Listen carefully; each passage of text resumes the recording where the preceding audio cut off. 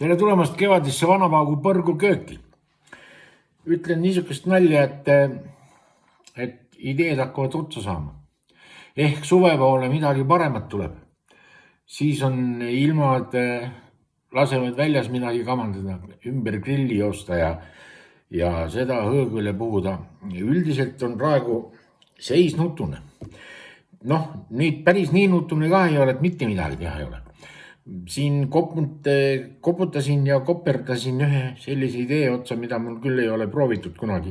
Aga mõte on mul sinna poole liikunud, et tähendab, keegi jõudis ette. Ja see mõte tähendab seda, et ma tahan teha tikupraadi. Tikupraad tähendab sellist asja, et kahe ampsu praad nagu. Et seal kahes ampsus on sul nii liha kui kartulit kui salatit ja kõik see valmib ühes tükis. Vaata, tükk ei ole väga suur. Ei ole suur tükk, on väikene tükk.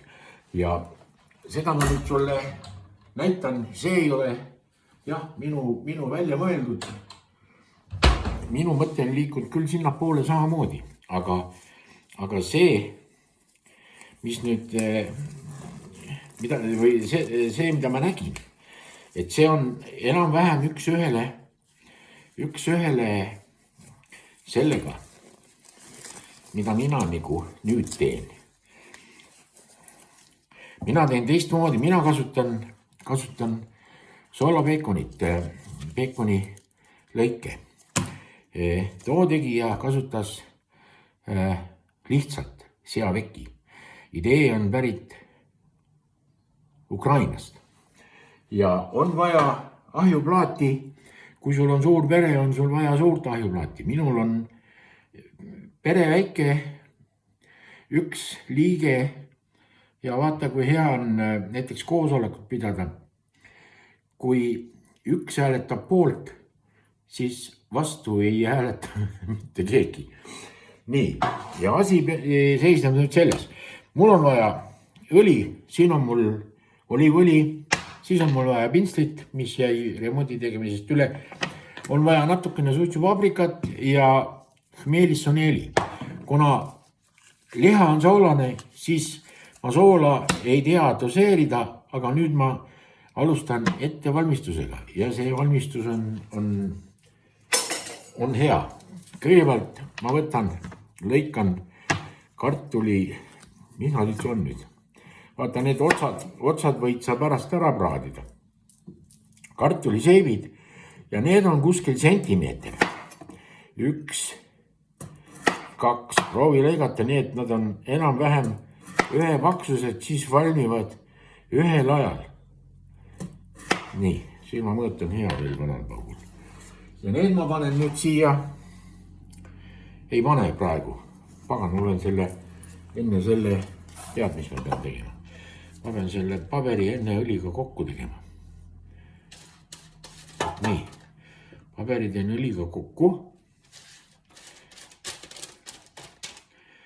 Nii, ega ma olen kõva õlimääri ka. Nauruses ma töötasin, kui ma töötasin keevitaja abilisena, siis tema oli nagu rauakeevitaja. Mina olin nagu puukeevitaja.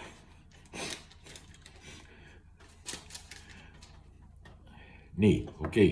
Vaata, nüüd need kartulid paneme siia niimoodi, laome üksteise kõrvale. Näed, nii. Vastu seda õlist põhja. Nii, 4. Ja küll siia sai 4. Nüüd ma pean võtma järgmise kartuli, see on vist natukene peenikene. Siin on vähe kobedam. Ots ära. Nii. Sentimeeter.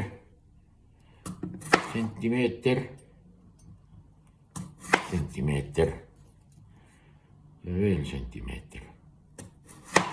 Nii, korras.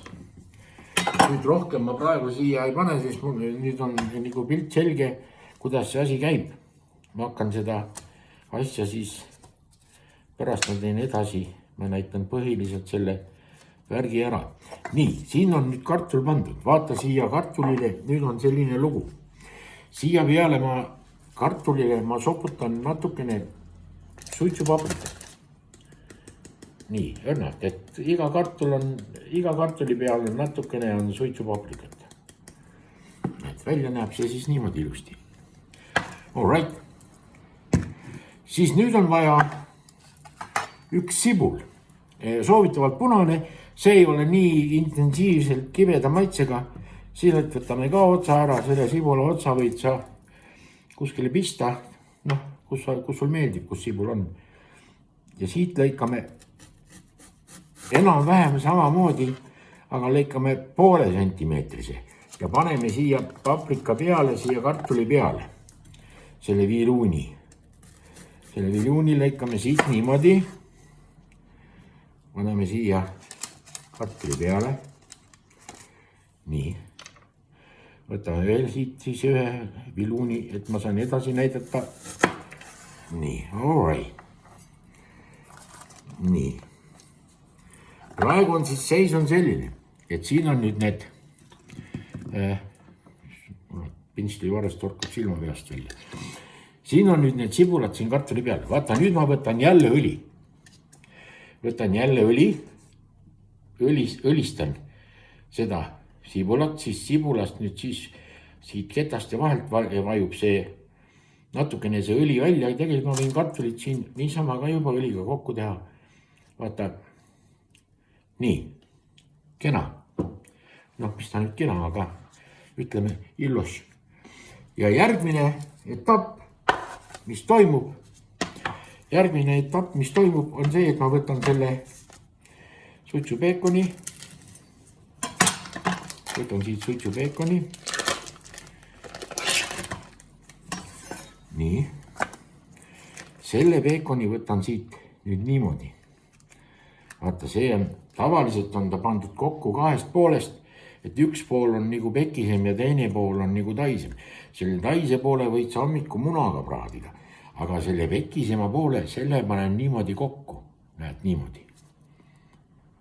Ja siis mul on vaja võtta üks hambaork, siit see ork läbi pista ja ma olen orgipistjaga kõva. Ja siis ma näitan seda. Ja vaata siis selle orgiga kinnitad selle peekoni siia sibula peale ja surud läbi selle sibula sinna kartulisse. Nii et ta jääb sul sellisena. Ja siia kõige peale raputad natukene meelissoneeli. Kuna liha on soolane, see soolane pekk sulab, vajub sealt läbi selle sibula peale, sibulast läbi ja sinna kartuli peale. Ja kui ta on igalt poolt läbi vajunud, siis tema hakkab seda küpsetama. Ja vaata, niimoodi teen ma siis selle pannitäie lõikan siia veel, mul on veel kartulid. Ega mul, näed, üks on veel ja see on puha lõhega. Ja siis läheb see ahju, eelsoetatud ahi, 180 kraadi. Ja midagi kinni katta pole vaja. Ja see on ahjus 40 minutit. Ja 40 minuti pärast käid piilud, kui on ilusti, peekon on pealt krõbe ja ma usun, et kartul ja sibul on ka täitsa söögikõlbulikud. Ja kuigi tal võib-olla väljanägemist, ei ole nii head, nagu sa arvad, et peaks olema esteetiliselt võib-olla, et mingid puudokid tellerdavad ja, aga ega väljanägemine on petlik. Mul tuleb sellega kohe meelde petliku väljanägemisega. Kunagi nõukogude ajal, kui mina veel käisin keskkooli viimases klassis ja õppisin Antsla keskkoolis, siis Antslas oli suur toidupood. Ainukene suur toidupood oli Hauka-pood. Ja Hauka-poe teisel korrusel oli parfümeeria kaubad. Ja mina ei mäleta, mina sealt otsimas käisin.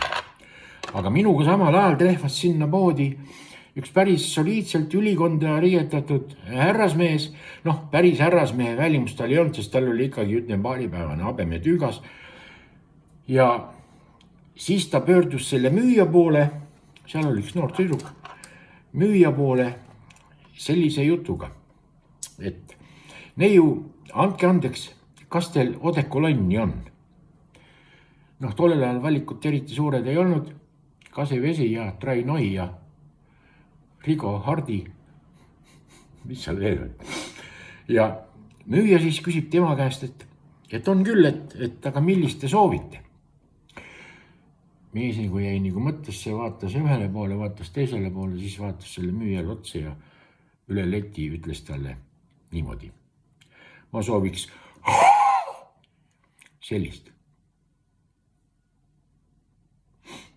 Nii et välimus on petlik. Kui sa ikka kurat oled sopakas, siis oled sopakas. Nii, ega ma teen sellest, see ei olnud nagu pearõhk. Pearõhk on ikkagi siin ja kellel on tahtmist, aega ja katsetamist, siis võib proovida sellepärast just, et seda sama nalja võid sa ju grilli peal ka teha. Ei pea tegema ahjus. Kõige paremat ja keva kenadet. Jah, kohtume.